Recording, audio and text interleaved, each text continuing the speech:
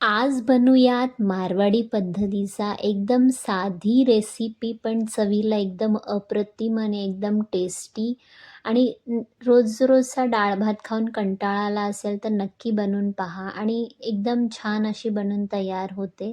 तर त्याच्यासाठी आपण तांदूळ घेणार आहोत 1 वाटी. तुम्ही कोणता पण तांदूळ घेऊ शकता. त्याला चांगलं 2 पाण्याने धुवून घ्यायचं आहे आणि ज्या वाटीच्या मापाने आपण तांदूळ घेतले त्याच म्हणजे मोठ्या ग्लासने मी 2 ग्लास पाणी घातले. मीठ तुम्ही टाकत असाल तर टाका, नाहीतर नका पण टाकू. आणि वरून फोडणी देणार आहोत. असा पण भात तुम्ही खाल्ला तर खूप छान लागतो. असं काही नाही की फोडणी द्यावीच लागते. थोडंसं तूप टाकून जिरे लगेचच तुपामध्ये काळे पडतात म्हणून आपण लगेच गॅस बंद करणार आहोत. तुम्हाला पाहिजे तर तुम्ही हिरवी मिरची वगैरे पण घालू शकता. थोडासा कढीपत्ता आणि हा जो आपला ही फोडणी आहे आपण त्या भातामध्ये टाकणार आहोत. आता तुरीची डाळ घेणार आहोत. तुरीच्या डाळीचं सेल्फ लाईफ जास्त करण्यासाठी तुम्ही त्याच्यामध्ये तमालपत्र, एक दालचिनी, लवंग नक्की ठेवा. तुम्ही पावडर टाकत असाल तरी पण या गोष्टी ठेवल्याने त्याच्यामध्ये किडे वगैरे पडत नाही. आता मी 3 मूठ आपली तुरीची डाळ घेतली आहे. तुरीच्या डाळीपेक्षा डबल मी पाणी टाकलं आहे आणि थोडंसं तूप टाकलं आहे 2-3 थेंब. जेणेकरून जी आपली डाळ आहे ती वरती येणार नाही आणि कुकरमध्ये डाळ खाली टाका, खाली ठेवा आणि जो आपला तांदूळ आहे म्हणजे जो भात होणार आहे तो वरती ठेवा. म्हणजे डाळ जी आहे वरती पण येणार नाही आणि चांगले शिजून 6 ते 7 शिट्टीमध्ये शिजून बनून तयार होते. आता आपण घेणार आहोत दही.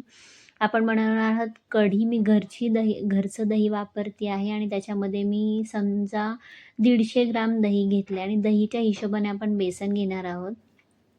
तुम्हाला वाटीचं मेजरमेंट हवे असेल तर माझं कढी खिचडी व्हिडिओ आहे, तुम्ही जाऊन बघू शकता. पण आज मी ग्लासने पाण्याचं माप घेणार आहे. तर आपल्या 150 ग्राम दहीसाठी 1 चमचा बेसन फार होतं. आपल्याला थोडंसं जाडसर अशी कढी बनवायची आहे आणि आपण आता रवीने एकसारखं करून घ्यायचं आहे, जेणेकरून आपलं जे बेसन आहे खाली चिटकणार नाही. आता मी पाणी घेतलं आहे 1 ग्लास, ज्या ग्लासच्या मापाने मी तांदूळामध्ये पाणी टाकलं म्हणजे भातामध्ये पाणी टाकलं त्याच ग्लासने मी पाणी घेतलं आहे. आणि आता आपण ह्याच्यामध्ये एकसारखं करून घेणार आहोत. पाणी टाकल्यानंतर पण ज्या थोड्याफार गाठी असतील त्या निघून जातील. थोडंसं साखर टाकणार आहोत. थोडीशी साखर टाकल्याने ते दह्याची आंबटपणा थोडासा कंट्रोल होतो. थोडंसं मीठ चवीप्रमाणे, 1 लवंग आणि थोडीशी छोटीशी दालचिनीचा तुकडा टाकला आहे आणि अजून अर्धा ग्लास मी पाणी टाकलं आहे. एवढंच पाणी टाकायचं आहे, जास्त पाणी टाकायचं नाही. आता आपण कुकरला दुसऱ्या गॅसवर शिफ्ट करून आपली कढी इकडं उकळायला ठेवू. म्हणजे जोपर्यंत आपला कुकर थंड होईल तोपर्यंत आपली कढी बनून तयार होईल. आता जी आपली कढी आहे त्याच्यामध्ये जोपर्यंत उकळी फुटत नाही तोपर्यंत हलवत राहा, नाहीतर कढी फाटते. म्हणजे जे दही आहे ते फाटतं तोपर्यंत आपल्याला हात चालवत राहायचा आहे. तर मग मध्ये-मध्ये चालवू शकता, पण कंटिन्युअस तुम्ही त्याच्या बाजूलाच थांबलं पाहिजे. नाहीतर आपली जी कढी आहे म्हणजे पाणी वेगळं आणि दही वेगळं असं होतं. त्याच्यामुळे कढी बनवताना हे लक्षात ठेवणं फार जरुरी आहे.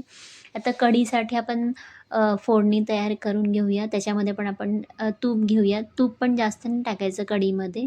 1 चमचा तूप फार झालं, कारण की कढीमध्ये तूप वरती तरंगतं म्हणून.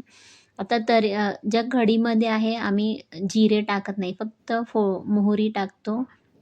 मोहरी म्हणजे वरून छान दिसते, पांढऱ्या कढीवर मोहरी छान दिसते म्हणून. जिरे टाकत नाही.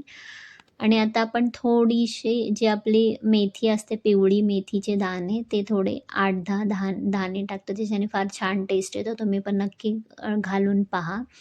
आता जी आपली मेथी आहे ती लगेच लाल होते म्हणून आपण गॅस बंद करणार आहोत आणि आपण एक हिरवी मिरचीला असा एक शेक देऊन घेणार आहोत, जेणेकरून आपली जी मिरची आहे तुपामध्ये आपल्यावर उडणार नाही. नाहीतर तुम्ही मिरचीचे छोटे-छोटे काप करून पण टाकू शकता, म्हणजे छोटे-छोटे पीसेस करून टाकू शकता आणि कढीपत्ता टाकायचा बस. आणि आता पुन्हा आपण गॅस चालू करणार आहोत. जो हिरवी मिरचीचा जो दोन्ही बाजूने शेकली जाईल आणि आता आपण गॅस चालू करणार आहोत आणि हिरवी मिरची थोडीशी तडकून घेणार आहोत आणि हा जो आपली फोडणी बनून तयार झाली आहे, आपण लगेच आपल्या थोडंसं हिंग टाकून हलवून एक म्हणजे 2-5 मिनिटं आणि आपल्या जे कढी बनवली आहे त्याच्यामध्ये टाकणार आहोत. आता हिरवी मिरची चांगली पांढरी दिसत आहे वरून. आता चांगली म्हणजे शिजली आहेत आणि आता हा आपला जो फोडणी आहे आपण त्याच्यामध्ये टाकणार आहोत आणि लगेच हलवून आपल्याला काय करायचं आहे झाकण ठेवून द्यायचं आहे. म्हणजे तो जो फोडणीचा स्मेल आहे तो त्याच्यामध्येच राहील आणि एकदम छान अशी आपली कढी बनून तयार होईल. नक्की करून बघा आणि कमेंट करून जरूर सांगा कशी वाटली कढी म्हणून. आता एक हिरवी मिरची आपण त्याला पण शेक करून घेणार आहोत. तुम्ही छोटे काप करून टाकले तरी चालेल. आता आपल्याला डाळीचं जे आपण सुट्टा भात आहे म्हणजे जो सुट्टी डाळ आहे ती बनवायची आहे.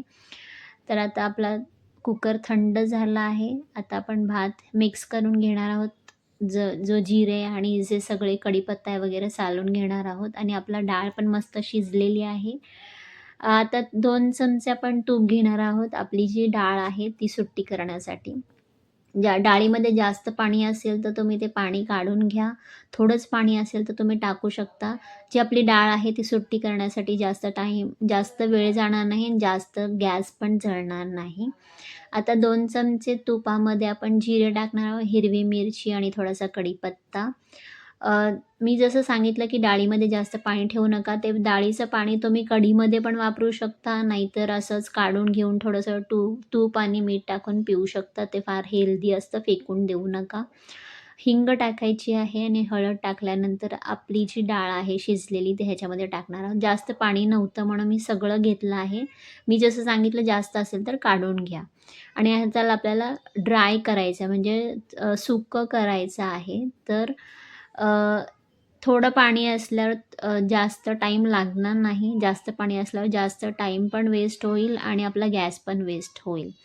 आता पहिलं-पहिलं थोडंसं पिठल्यासारखं होईल आणि नंतर ऑटोमॅटिकली ते ड्राय होत जाईल. पाणी आपलं ऑटोमॅटिक सोक होत जाईल. मीठ टाकायचं चवीप्रमाणे आणि ह्याला म्हणजे रवीने हे करायची जरूरत नाही, एकसारखं करायची ऑटोमॅटिक स्पूनने होऊन जाईल. आपली जी आपली तुरी डाळ एकदम ड्राय होऊन मस्त तयार झाली आहे. आता मस्त वरून तुपाची धार आणि सगळं मिक्स करायचं दही, डाळ आणि कढी मस्त पापड बरोबर वगैरे तुम्ही खाऊ शकता आणि पावसाळ्यामध्ये एकदम गरमागरम कढीबरोबर हे खायला खूप छान लागतं. आमच्या संध्याकाळी घरी हेच बनतं. रेसिपी कशी वाटली कमेंट करून जरूर सांगा. भेटूया तोपर्यंत धन्यवाद.